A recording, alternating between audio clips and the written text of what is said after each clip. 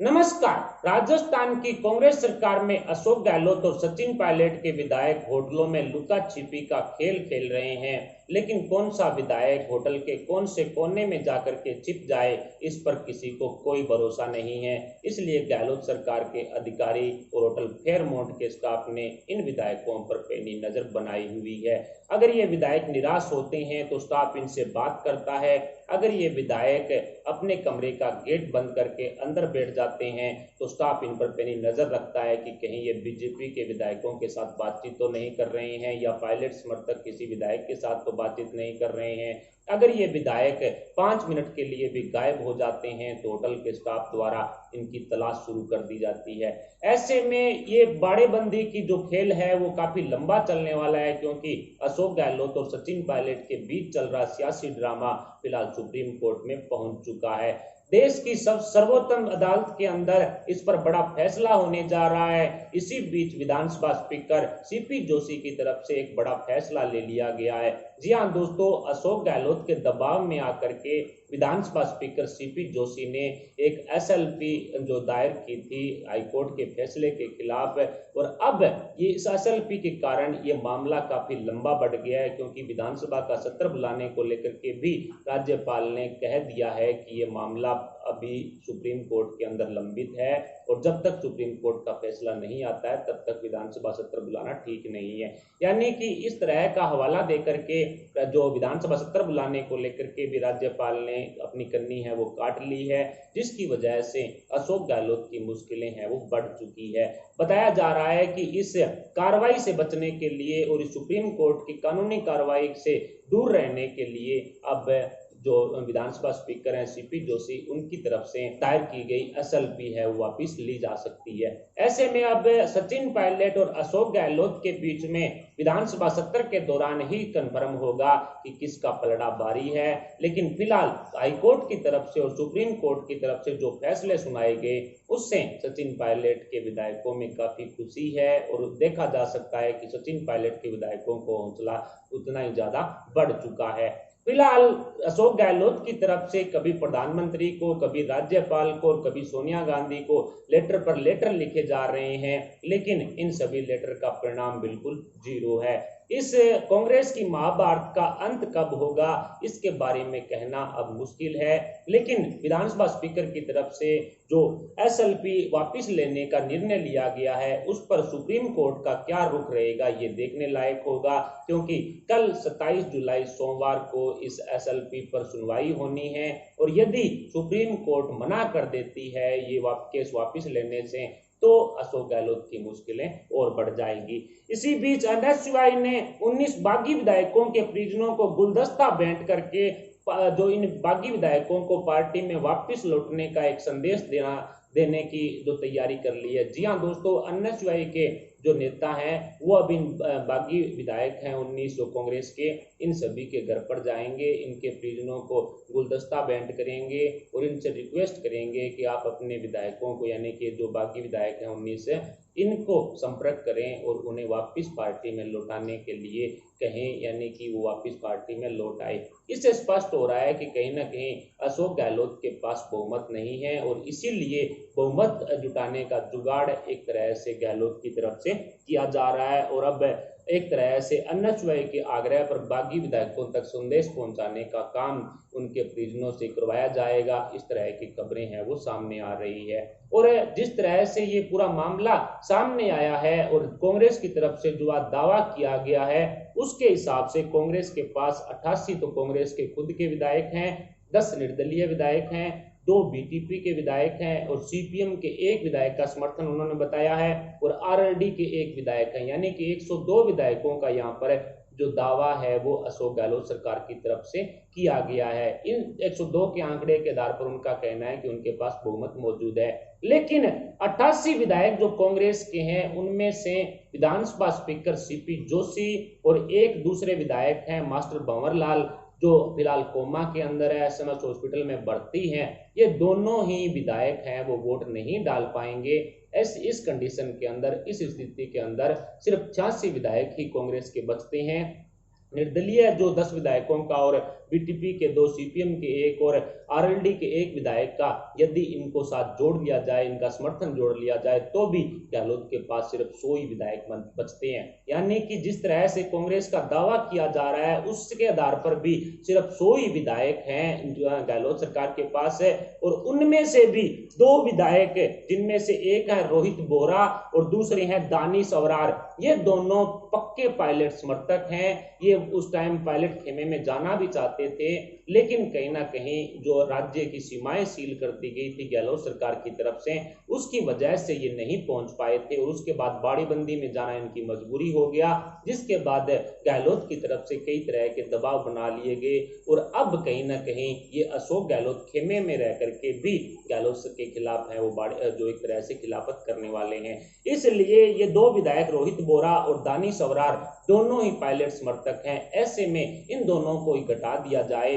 तो 98 विधायक ही गहलोत के पास बचते हैं। इस तरह से ये जो पूरा बीजेपी की तरफ से जो दावा किया जा रहा है कि ये जुगाड़ की सरकार है और बहुमत खो चुकी है, इसमें दम है, क्योंकि जो कांग्रेस की तरफ से आंकड़ा दिया गया है, जो पहले 109 का दिया जा रहा था, अब वो 102 पर आ चुके हैं, और उनमें से भी 4 ऐसे लोग हैं निश्चित तौर पर जिनका वोट गहलोत के समर्थन में नहीं पड़ने वाला है। 2 तो पायलट समर्थक हैं और सीपी जोशी और एक मास्टर भंवर लाल, ये विधायक दोनों निश्चित तौर पर गहलोत को वोट नहीं डाल पाएंगे। ऐसे में 98 का आंकड़ा ही फिलहाल कांग्रेस के पास मौजूद है। इसके अलावा 27 जुलाई सोमवार को कांग्रेस हिंदुस्तान के सभी राजभवन के सामने संविधान बचाओ आंदोलन के तहत धरना प्रदर्शन करेगी, लेकिन राजस्थान के राजभवन के सामने या एक तरह से धरना प्रदर्शन नहीं किया जाएगा। जी हाँ दोस्तों, राजभवन में जिस तरह से राज्यपाल के आगे जो राज्यपाल मुर्दाबाद के नारे लगाए गए थे, और जिस तरह से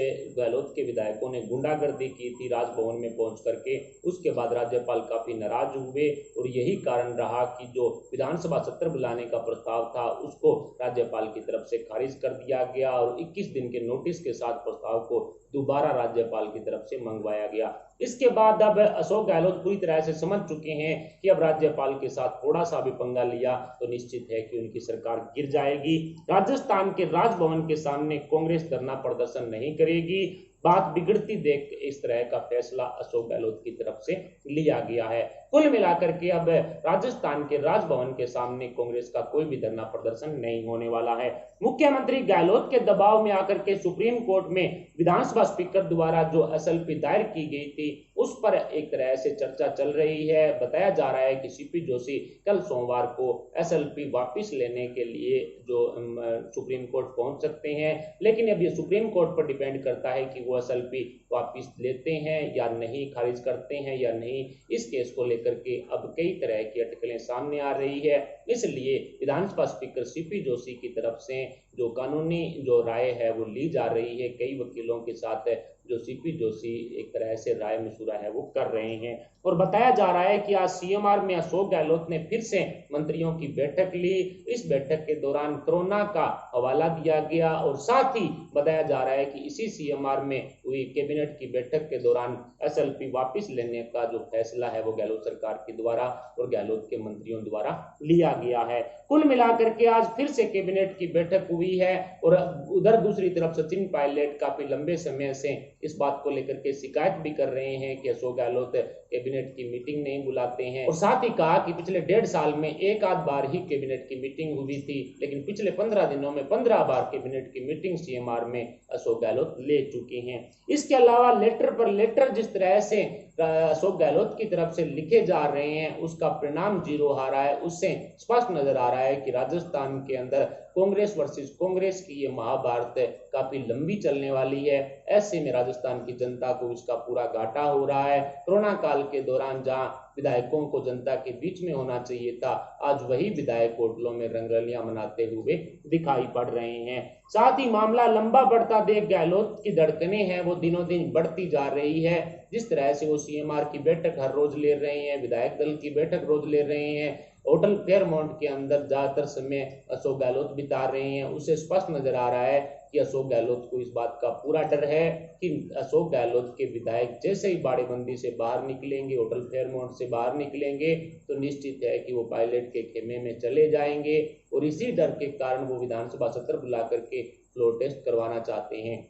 और साथ ही खबर यह भी आ रही है कि अशोक गहलोत विधानसभा सत्र के लिए 6 ऐसे बिल लेकर के आ रही है जिसमें वो फ्लोर टेस्ट करवा सकती है। जी हां दोस्तों, अशोक गहलोत की तरफ से बहुमत साबित करके कहीं ना कहीं अगले 6 महीने तक गहलोत सरकार पर जो संकट छाया हुआ है उसको दूर करना चाहते हैं अशोक गहलोत, और इसी को लेकर के 6 ऐसे बिल पेश किए जाएंगे विधानसभा के अंदर गहलोत सरकार की तरफ से, जिस पर फ्लोर टेस्ट की जरूरत पड़ेगी। यानी कि फ्लोर टेस्ट से पहले व्हिप जारी करवाया जाएगा जिसमें सचिन पायलट और पायलट खेमे के विधायक नहीं पहुंचेंगे तो उनकी सदस्यता रद्द करवाने का काम यहां पर गहलोत सरकार करने वाली है। और उसके बाद जो 200 की संख्या है उसमें से 19 विधायक कम हो जाएंगे। ऐसे में सदस्यता कम होने की वजह से गहलोत सरकार है वो पूर्ण बहुमत है वो हासिल आसानी से कर लेगी। यानी पूर्ण जो 19 सदस्य कम होने की वजह से जो सदस्यता बचेगी उसमें पूर्ण बहुमत है वो गहलोत सरकार हासिल कर लेगी। लेकिन भारतीय जनता पार्टी और सचिन पायलट खेमे के विधायक अशोक गहलोत के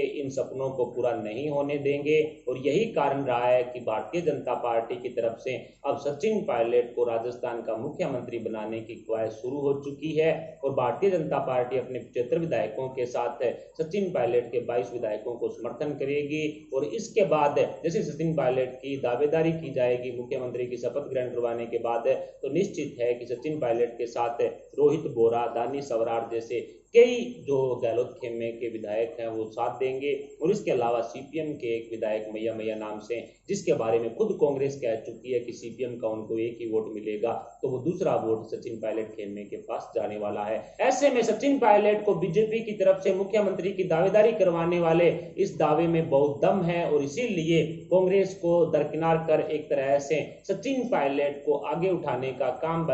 बीजेपी की तरफ से किया जा रहा है। और वैसे भी वर्चस्व की लड़ाई है, सियासत हासिल करने के लिए कुछ भी किया जा सकता है। राजनीति में ना ही कोई स्थायी दोस्त होता है और ना ही कोई स्थायी दुश्मन। इसलिए अब भारतीय जनता पार्टी सचिन पायलट के इस दावे को लेकर के खूब फायदा उठाने वाली है। साथ तो सियासत में बैठेगी और साथ ही अशोक गहलोत की सरकार भी गिराएगी। फिलहाल अशोक गहलोत और सचिन पायलट के बीच में जो सियासी ड्रामा चल रहा है उसको लेकर के सुप्रीम कोर्ट कल किस तरह का फैसला सुना सकती है, इस पर आप अपने विचार हमें कमेंट बॉक्स में जरूर बताएं। साथ ही वीडियो को लाइक कर हमारे चैनल को सब्सक्राइब जरूर करें, सब्सक्राइब पास वाला बेल आइकन भी दबा लें। अभी के लिए इतना, मिलते हैं अपडेट के साथ, तब तक के लिए जय हिंद, जय भारत।